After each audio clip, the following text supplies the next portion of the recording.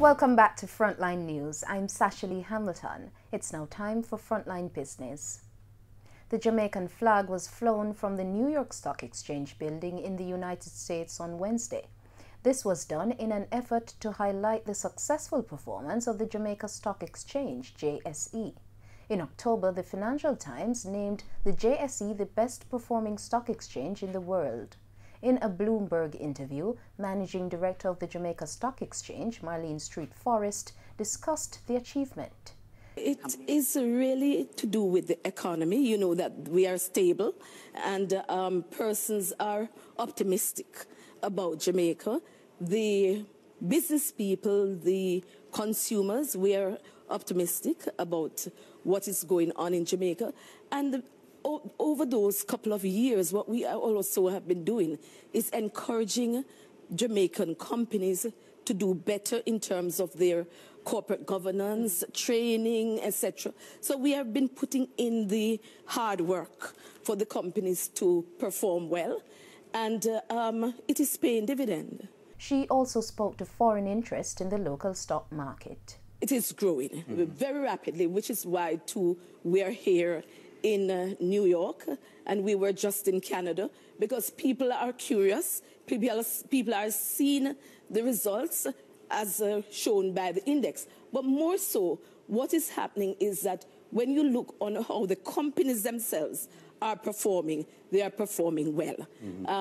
There is a dividend payout, there is the stock price appreciation. So overall, we are doing pretty good. And as you know, the stock exchange is really a barometer of the economy. There are complaints about challenges and restrictions in the real estate market. At least one developer claims that some investments could be at risk. Peter Rousseau says although more apartments are being built in the corporate area, the take-up has been less than expected.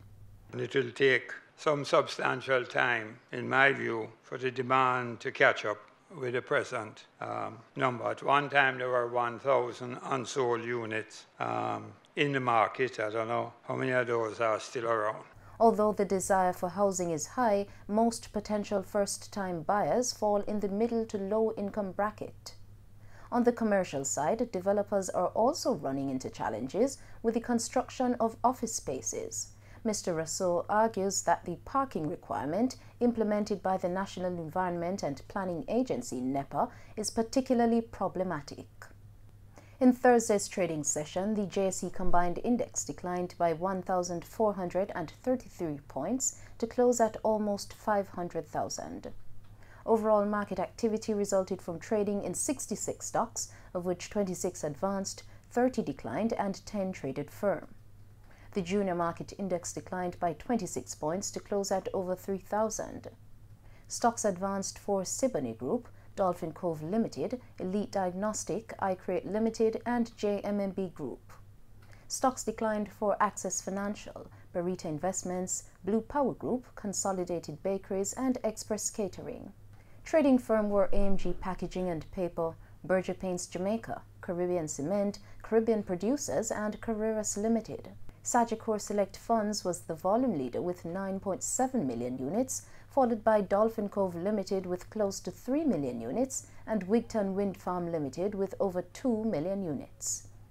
And oil prices rose above $62 a barrel on Thursday after China hinted at progress toward a trade deal with the United States, raising hopes for an end to a long dispute that has weighed on economic growth and fuel demand. Brent crude rose 62 cents at $62.36 a barrel. Meanwhile, U.S. West Texas Intermediate WTI crude rose 66 cents, selling at $57.01 a barrel. And that's it for Frontline Business. I'm Sashali Hamilton. Pleasant viewing.